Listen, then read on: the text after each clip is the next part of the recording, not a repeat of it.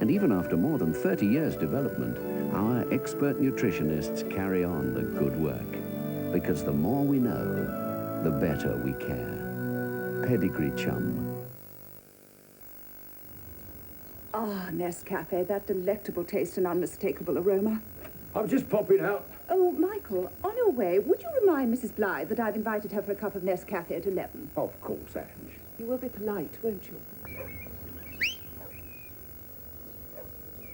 Nescafe. Coffee at its best. Well, did you pass on my message? Of course, she gave it a thumbs up. What? Well, actions speak louder than words. New Dulux Pure Brilliant White Emulsion has a solvent-free formula with less odour. More pleasant for you and your family.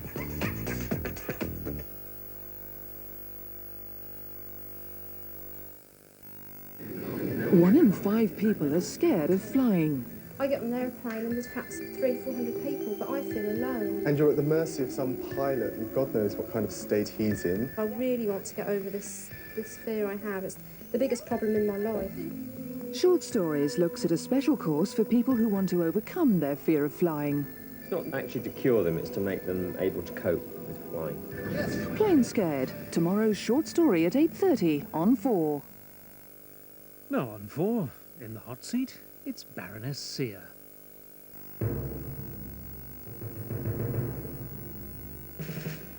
Prepare to tell the nation the facts.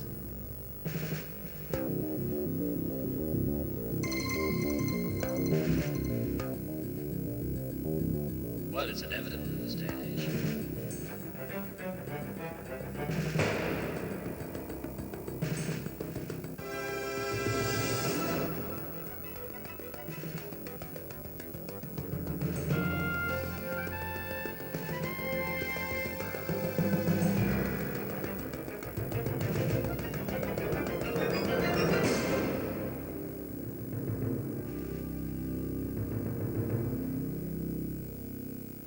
Hello, Nancy. Hello.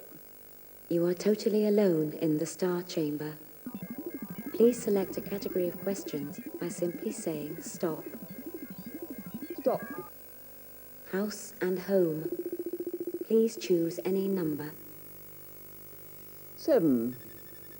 Is there more common sense in the Lords than the Commons? Oh, of course. Needless to say.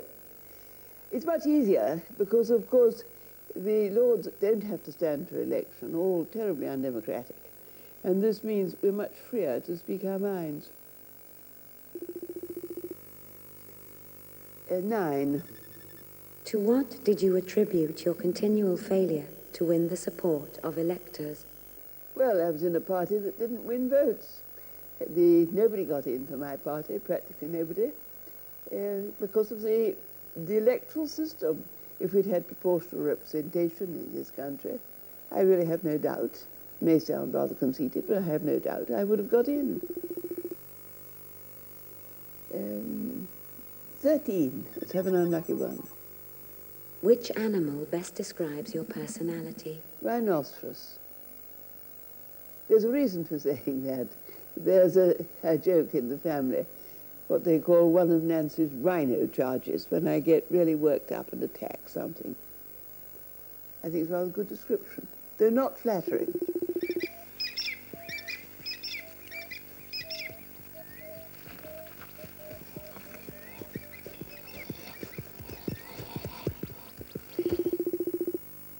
Five. Is Paddy Ashdown promoting himself at the expense of the party? No, he's not, because promoting, the extent to which he's promoted himself has been very valuable to the party. It's not Paddy Ashdown's fault if he gets more coverage than a good many other people. It's the way in which you media people always pick on him and ask him. Lady Sear, since you supported Alan Beath and not Ashdown, how did you think that Beath would make a better leader? Because Beath is an extremely good House of Commons man, very much respected in the House of Commons. He's extremely intelligent. He's a very good specialist on the economic and treasury matters on which he speaks, and he's a very safe pair of hands. He never has an off day. Believe it or not, he never has an off day. And that's very unusual. All the rest of us are always having off days. But he is not, I admit, as photogenic. He's not as good on the media.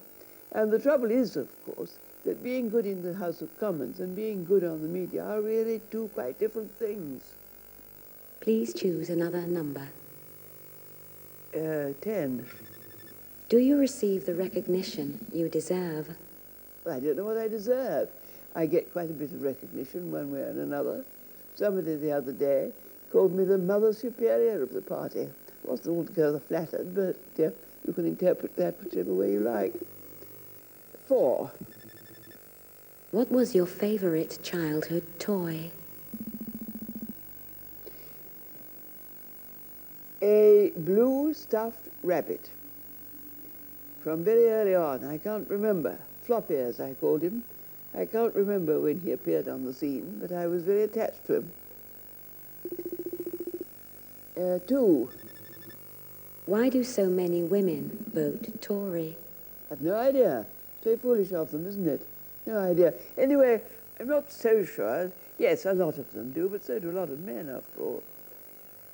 I think at one time, well, you'll have to ask them. I've never voted Tory. Now, please select a new category of questions. Stop. War and peace. Please choose any number. 5. How much of a dragon have you had to be to get to the top? I don't know. No, I don't think I'm a dragon. I just perhaps express myself somewhat forcibly at times. I don't think being a dragon is what really helps. You know, what you need more than anything else is a very tough physique and a great deal of staying power.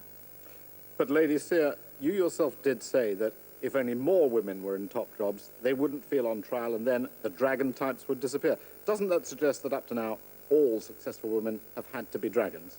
Well, I don't think you take me much too literally. I think it is true that in the past, when there were relatively few women, very, very few, let's be frank, in very senior positions, they were being watched very carefully, and any mistake that they made was being magnified and commented on. And this made people very self-conscious about the way they behaved. And therefore they took up rather extreme positions sometimes and defended them very fiercely. Once women become, and now they have become in so many fields, so much more common in senior positions, there isn't the need to demonstrate all the time. Please choose another number. 8. Is there too much cross-party bickering in British politics? Yes, I think there is. I'm very glad you've asked this question. You see, we've got it into our heads that you always have to vote with the party, and the whip's control is such that it's very, very disloyal not to vote with the party.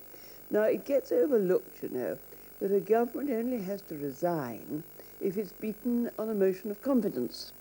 So that if you took an issue, like, let's say, the registration of dogs, now nobody can possibly say that there's a conservative and a liberal and a socialist view about the registration of dogs. You really cannot make that out. So why on earth couldn't people be absolutely free to vote according to what they thought was sensible and what their own constituents were saying to them about the registration of dogs? And then if they had voted against the government, the people who are in the government party had voted against the government on the registration of dogs, the government could then immediately have put down, and the government had lost, government would put down a motion of confidence in the government itself, and everybody in the party would fall back into line and vote confidence in the government, because you don't lose confidence in the government because you disagree with them about the registration of dogs. 14. What is your vision of utopia? Oh, good gracious. You know, in this world or the next are you talking about? I would like, do you mean a political utopia? Well, utopia, I would remind you, is nowhere. The kind of political society I would like to see is one in which there's a great deal, making of decisions politically is at the lowest possible level, that there is the maximum amount of involvement of people in the running of their own affairs at local level, and only those matters which can't be settled locally, and of course there are a very great many that can't be settled locally, will be settled at a higher level. 10. Which is your favourite speech? Well, you see, I'm a very, very old woman. You know, they say there are only two ages, young and wonderful, and I've been wonderful for a long time. And I think anybody of my generation would say that some of those Churchill wartime speeches have never been rivaled. It is upon this foundation that Hitler, with his tattered lackey Mussolini at his tail, and Admiral Darlan frisking at his side, pretends to build out of hatred, appetite, and racial assertion a new order for Europe. Never did so mocking a fantasy obsess the mind of mortal man.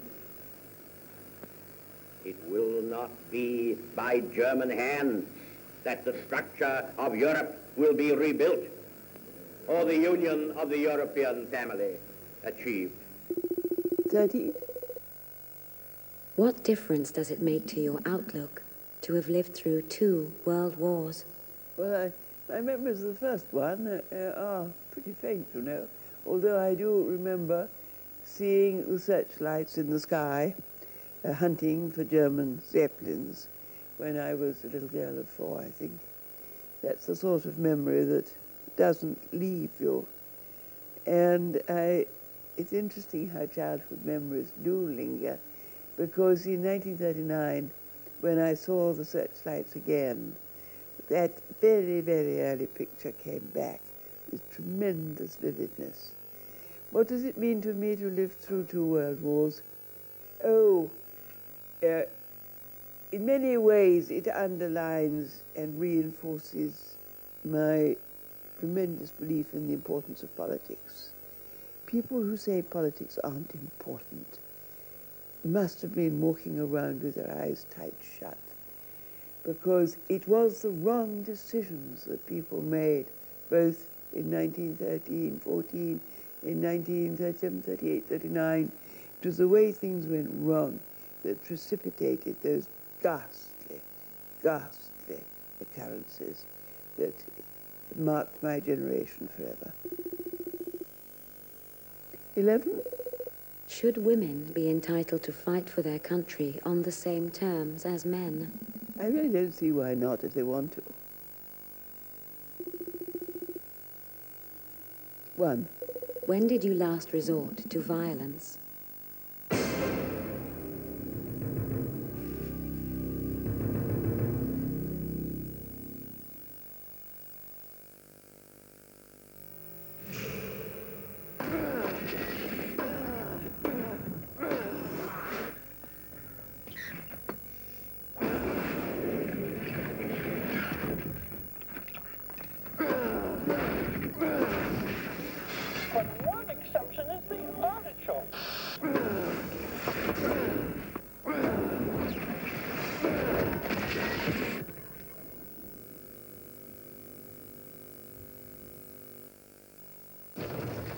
After 90 minutes of sheer hell, you're gonna get thirsty.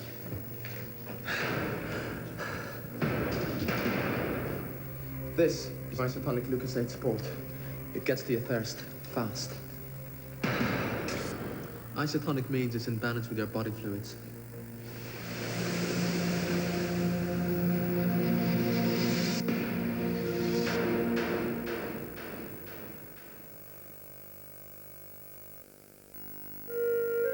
Can this Lenore user really tell Lenore from this other conditioner? Catherine and Harriet are going to test her. Can she tell which conditioner is which simply by feeling the kind of softness they give?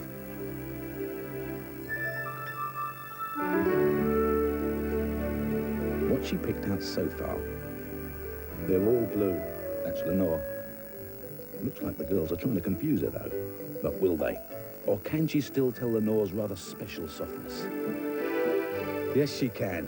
So no, They can't pull the wool over her eyes. Lenore, feel the softness, feel the difference. And we do it. We got a lot of real love and a deep affection, and we do it. Every night, every day, in a possible way, but we do it. Ain't nothing in the world ever gonna stop us, we do it.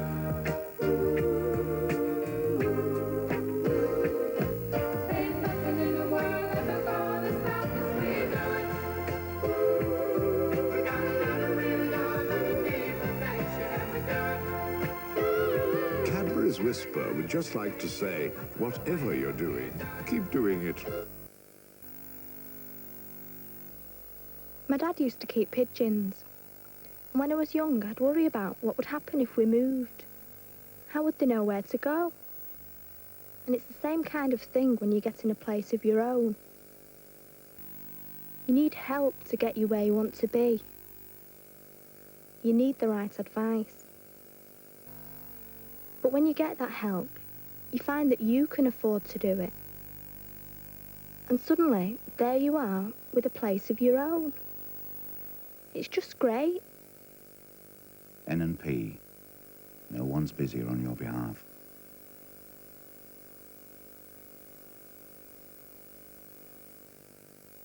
When did you last resort to violence? To violence? When did I last resort to violence? Well, I live on my own, you know. I haven't got many people around on whom I can vent my violent passions. I don't remember being very violent for a good long time. I'm sorry, I'm very disappointing. I can't remember when I last resorted to violence. Have you never smacked a child, Lady Sear? Well, I don't come very near very many children. I've never had any. No, I haven't, I think. I think I bashed my little brothers when I was small, but that's a bit different, isn't it? Oh, yes, and as a small girl, I used to fight. I enjoyed fighting when I was a little girl. But then I went to boys' prep school when I was very small, and I had to learn how to fight then, because everybody did. Now, please select a new category of questions. Oh, stop. Crime and passion. Please choose any number. 5. What is most likely to shock you on television? Well, I have to tell you, I hardly ever watch television.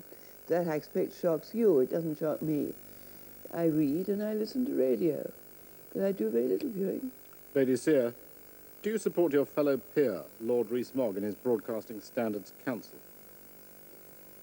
Well, I think there's a limit to the amount you could... No, I don't really. I don't think that's the way to do it. I think you should be able to complain about things which upset you, and you should be able to write and say that this is not what I want to view. And I think people producing programs should listen very carefully to what people say.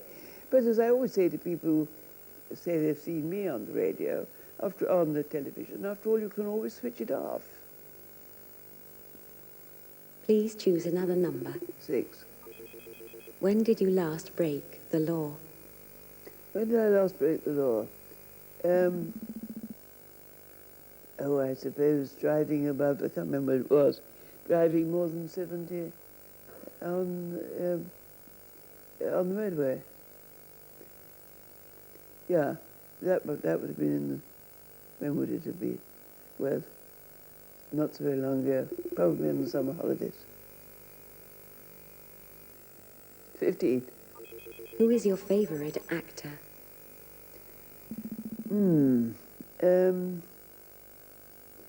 Well, over the years, of course, nobody to me has ever rivaled John Gielgud. But this is partly because when I was 16 and was doing Richard II for, of all things, school certificate, as we then called it, I went, and it was my first Shakespeare play, and I saw John Gielgud and Gwen Frankston Davis, and it was magic, magic, magic. And the magic has never quite gone away. Cloud-capped towers, the gorgeous palaces, the solemn temples, the great globe itself, yea, all which it inherit, shall dissolve, and like this insubstantial pageant faded, leave not a wreck behind. We are such stuff as dreams are made on. 8. What is your greatest passion? Passion? I don't think I have a greatest passion, really. I can get very angry about some things. I can get very angry about some things at the moment, but I won't go into that. Yes, I know what makes me really mad, and that is the red tape of certain civil service departments and the inability to get at them. Yes, that makes me mad. 13. Is prison a deterrent? Well, no. I mean, I think it may be a deterrent to people who haven't been there. But the fact of the matter is that the rate of recidivism is so high that in practice it doesn't seem to be, and that is very important. How about capital punishment, Lady Sayre? You were saying earlier I'm just plain against it. But you did say that politicians should vote according to what the constituents were saying to them. No, I didn't. I said that they should listen to what their constituents said. Under no circumstances would I agree that a member of Parliament is just a delegate, just a mouthpiece for their constituents. They're not. I'm a strong supporter of the view that they listen and discuss and consult with their constituents, but they vote at the end of the day according to their conscience and what they believe to be right. Now, if the constituents don't like it, they throw them out next time. But if the constituents perpetually vote themselves at a level of about 85% of the population for capital punishment, isn't it a bit odd in a democracy that they can't get it? Well, you may say that, but I just don't agree. If you're a politician, you've got to stand up for what you believe in. The arguments against capital punishment are overwhelming, and I personally am prepared not to be democratic on that one if necessary. Please choose another number. 7. Which emotions do you find most difficult to display? My difficulty is not that I find difficulty in displaying my emotions. It is that I find difficulty in not displaying them too much. I think I'm lucky in the sense that I'm a pretty uninhibited person. If I'm angry, I stamp my foot. If I'm deeply upset, I cry. If I'm very amused, I laugh very spontaneously and uproariously. This can be very inconvenient, but it's for me, I think it's probably rather good fortune. I think an awful lot of people suffer from the fact that they can't get rid of their emotions. Now, please select a new category of questions. Stop. Brain and brawn. Please choose any number. 8. How old do you feel? I don't. I'm 78. I find it very difficult to believe I'm 78. And you feel, no, I don't. I feel I'm just me. Lady Sayre, do you feel there should be an age limit in either the Commons or the Lords? No. Why? I very much favoured a private member's bill that my colleague Lady Phillips introduced, saying that on application forms for jobs, employers should not be permitted to ask the date of birth, so that people could be seen, interviewed, tested on their abilities and not their age. Please choose another number. 9. What is the most dramatic change in attitudes you have witnessed during your lifetime? Oh, the whole attitude towards sex. And although people can say that there have been awful excesses and so on, and I dare say they have, I still think it's been a change very much for the better. The furtiveness about everything to do with sex when I was a child was, I think, absolutely repellent. And perhaps people are today too blatant about some sexual matters. But if that's the price you have to pay to get rid of the furtiveness, and the misunderstanding and the false shame, then I don't think it's too high a price to pay. 1. Who makes you laugh? Well, the things which always used to make me laugh most of all were the Marx Brothers. But that dates me, doesn't it? It's serious, huh, Doc? I haven't seen anything like this in years. The last time I saw a head like that was in a bottle of formaldehyde. I told you he was sick. That's all pure desiccation along there. He's got about a 15% metabolism with an overactive thyroid and a glandular affectation of about 3%. That's bad, huh? With a 1% mentality. He's what we designate as the crummy moronic type. All in all, this is the most gruesome-looking piece of blubber I've ever peered at. Hey, Doc. Hey, Doc. Huh? You got the looking glass turned around. You're looking at yourself. 7. In what ways do feminists fail to help their own cause? I personally think that the shrillness of some of the feminist approach isn't helpful, and the anti-man attitude is not helpful. I remember, it must be now 8 or 9 years ago, Betty Friedan, the American woman who wrote The Feminine Mystique, which was a leading work of American feminists. I remember her saying over here, take your menfolk with you. And I'm sure she was right. Making it a battle between the sexes doesn't make sense at all. Lady Sear, you have said in the past that women who do succeed aren't always very keen on then helping other women up the ladder. Do you still feel that, sir? It's better than it was, I think. There was a certain attraction, you know, in being the only woman on a committee, the only woman, the token woman position that everybody scorns, had its compensations, and some people enjoyed it very much, too much perhaps. Please choose another number. 5. Do you believe in a benevolent God? Against all the odds, I do. 3. Why did you agree to appear in the Star Chamber? Oh, curiosity. And you're paying a fee, aren't you? Lady Sear, judging from what you say in this clip, if you'd watch it, some people might be a bit surprised to find that you did agree to it here in the Star Chamber. And I must say, I think the media's desire to make fun and games out of serious politics is doing this country a great deal of harm. I don't... How ferocious that woman looked, didn't she? But if that's your attitude, Lady Sear, isn't it a bit surprising that you're here at all? Oh, why? I don't think you are making fun and games out of it.